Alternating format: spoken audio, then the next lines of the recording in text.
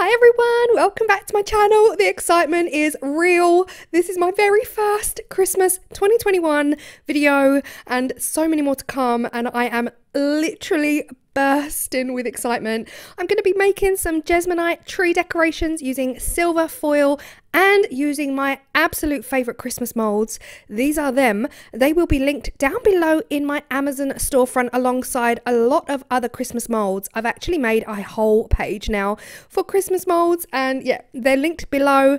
I absolutely love them. I hope you love the video as much as I enjoyed making them. Let's go.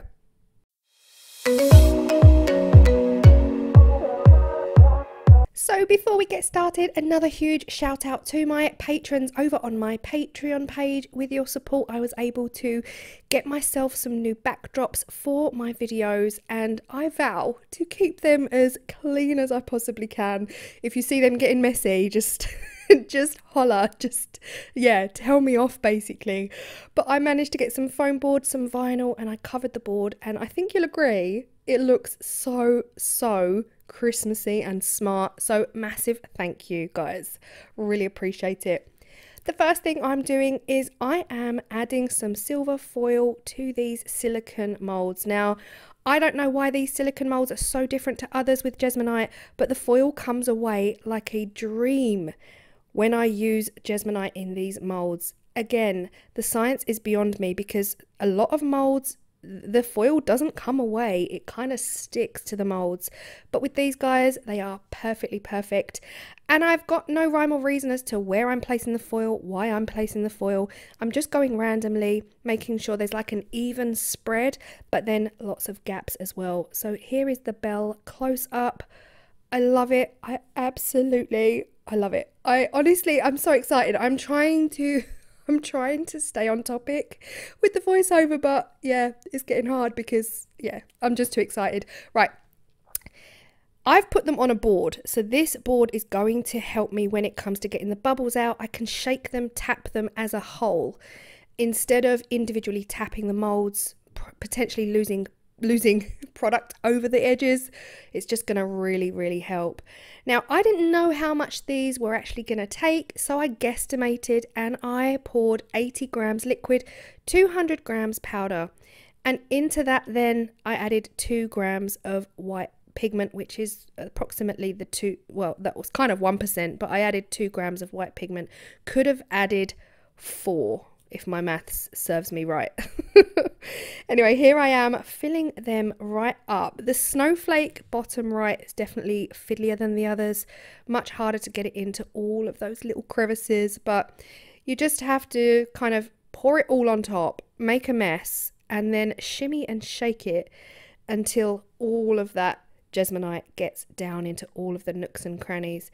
Now it's really up to you, but I have been doing lately, I've been using a cocktail stick. We don't want to scratch the molds, but I have been using a cocktail stick to run it around the inside edges of those silicone molds, just to release any trapped air. And then with the snowflake bottom right you see here, I'm just scraping off the excess, putting it back in the tub. This mixture of 80 to 200 was a bit too much for 4 molds, so I ended up pouring it into a separate mold and filled it halfway. Look at me cleaning up. I did say I'm going to try my best to stay on top of the mess and clean as I go. Right, the next colour scheme. I was going for calming, neutral, Nordic colours, you know, like IKEA style. Shout out to IKEA. I want a pale grey, but I don't want it pale. I know when I'm going to get the right shade. So this is how much black to add. I'm showing you this in detail because black is so pigmented that you can just go from, you know, not enough to way too much in such a short space of time. So you can see here I'm literally adding tiny teeny little dabs of the black to the whisk, because I really just want to go easy.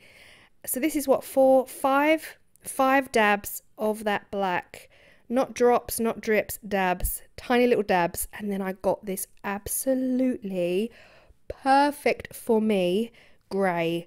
So yeah, it's really a case of go in slowly when it comes to grey, guys, because, you know, I've already posted photos of this over on the Facebook Jesmonite site, and somebody asked me straight away, how did you get that grey? And it's really hard to explain. Teeny tiny dibs, dabs, because everyone can kind of, you know, translate that differently, but hopefully this video will make it clear just how little black you need. Anyway, that's like, what, 8 minutes talking about the black pigment, but it really is important when you're creating a grey. So I'm just doing exactly the same thing. This mixture was less. Instead of 80 grams liquid, I mixed up 76. No, I didn't. I mixed up 74 grams liquid. 74 grams liquid. Times that by 2.5 to get your powder. And it was pretty much perfect for 4 moulds. Again, I'm filming. If I wasn't filming, I would have just made up a much bigger batch and made a whole load in bulk. Here we go. Another shimmy, another shake. And again, you can see the bubbles come into the surface, and with those little tapping motions, you can see them popping on their own. If they don't pop on their own, you can do what I did in the last video, get a spatula and just run it over the surface. And here you see me getting that cocktail stick again to make those edges super crisp. Now these moulds have got some embossed images in the center of them. One has a Christmas tree, a deer, the round one has a snowflake. So I'm really just hoping for the best here, that the air's going to come out of those embossed sections, because it's a little bit tricky actually working the cocktail stick around those patterns inside. You can't really feel your way around them, if that makes sense. You could spend time trying, but for me, I just feel like the edges are important, and then the rest I will just tap and just hope that the majority of the air bubbles have come out. This little snowflake here, super fiddly, but worth it. After you've done this, give them a really good tap. Now, talk about the aesthetic, guys. Look at my little setup. I've got berries and pine cones. I can't even cope. I need Christmas music on right now. Okay, demold time. Absolutely love these. I love them. Look at this. Isn't it just simple, elegant, calming? Absolutely beautiful. And I'm not going to fill that gap inside. I'm not doing it. I think they are simple and beautiful as is. The foil is utterly embedded. Now, at the end of the video, guys, I'm going to talk you through these molds. I need to tell you a couple of things about these molds if you do get them. And yeah, so I'm going to put that right at the end. If you're not interested, then you can say goodbye. I just absolutely adore the grey. I adore the grey. And here is the white version of the bauble. Again, if you've got any little extra bits hanging off the edge, you can just pick them off at this stage. Look at these together.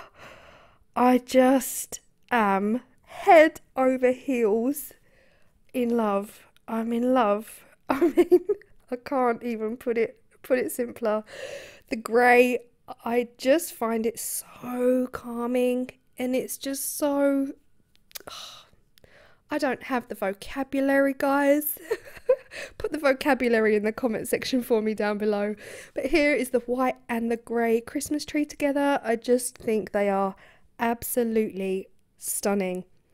The greys, again, after this video finishes, I'm going to quickly talk about the molds, but I'm also off camera. I will be just sanding a couple of those edges. There's really not much work to do because I filled the molds right up to the top. The only ones that really need a bit of a sand are these snowflakes. Now, I left these till last because they're a little bit fiddlier and I just wanted to make sure they didn't crack. But here they are. Definitely need more foil in there. I think they were so fiddly and tricky to get that foil inside that it's just so static. That foil is so static. It was kind of just sticking in places I didn't want it to stick. Now this is an example of what to do if you get all these excess fiddly bits here. They are paper thin. So push on the back, push down with your fingers and your thumbs, and they basically crumble away and you get nice, neat, clean edges. But you can definitely see these snowflakes need a little bit of a sand at the back.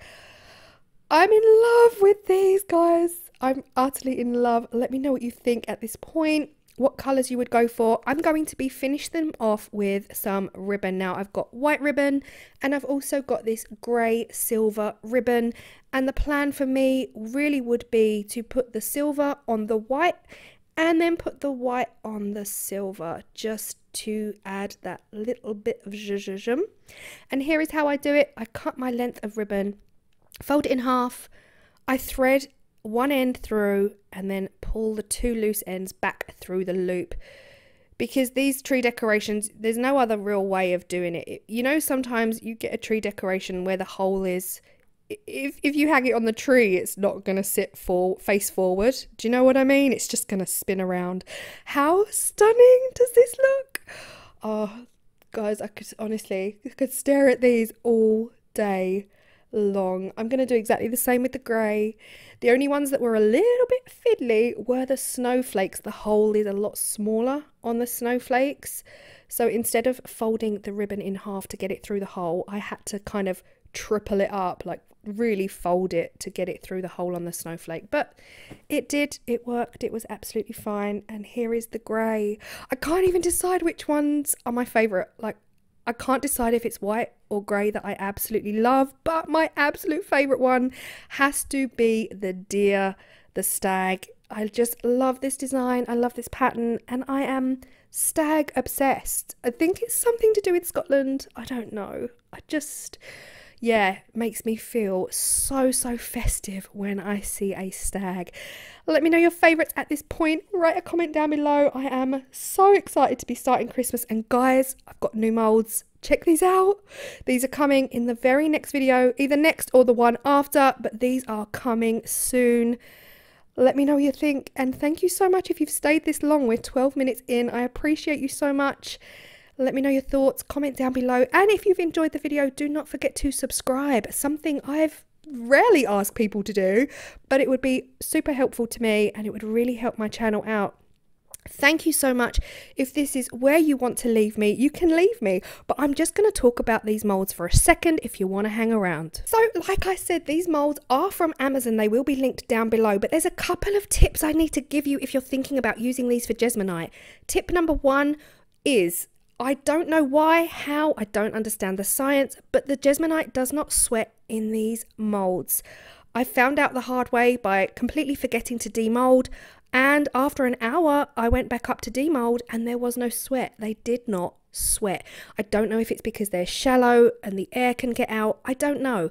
However, this allowed me to leave the Jesmonite in the molds for a much longer period, and by doing so I'm getting them strong enough to demold after 1 hour. So all of the molds that you saw in today's video, they were demolded after 1 hour, not 30 minutes. That was tip number one. Leave them in the mold longer, because if you demold after 25-30 minutes, there is a risk. They're very fragile at that point, and these molds are complex. They've got little detailed, they've got the embossing in there, and it takes a lot of tugging to get the Jesmonite out. So my advice would be, leave it in the mold for an hour and then they will be a lot harder than they are after 30 minutes. Less risk of breaking, and yeah, so much stronger. And the tip number two, I mean, it's not really even a tip. It's just that I don't know why these molds are so different to all other molds that I've used, but they pick up the foil like a dream, an actual dream. Okay, the other thing I would say is, if you did want to fill them, if you wanted to fill the trees, all those little details inside, you can do that with a different color Jesmonite, or you can use epoxy resin, because epoxy resin sticks beautifully to Jesmonite. Not so much the other way around, but resin sticks to Jesmonite really well.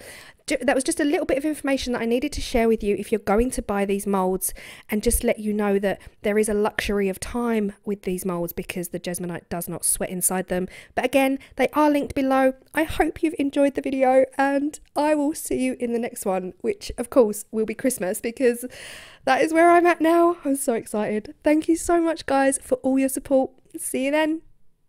Whoa, oh, oh. Da, da, da, da, oh, oh. Da, da, da, da, oh, oh. Da, da, da, da. Making our Christmas Christmas memories. I've been working so much lately, I can barely find the time to sleep. Yeah, I spend my time running around, keeping people pleased. But this is my favorite holiday. It's a chance to start over new. 'Cause I missed you, so I'm letting go of everything but you. These are the good times with you. Baby, this year it's just gonna be you and me. Hang by the fire and chill. Isn't this how it's supposed to be? Making our Christmas memories. Oh, and I've been longing to hold you close. Forget about everyone else. Isn't this how it's supposed to be? Making our Christmas memories.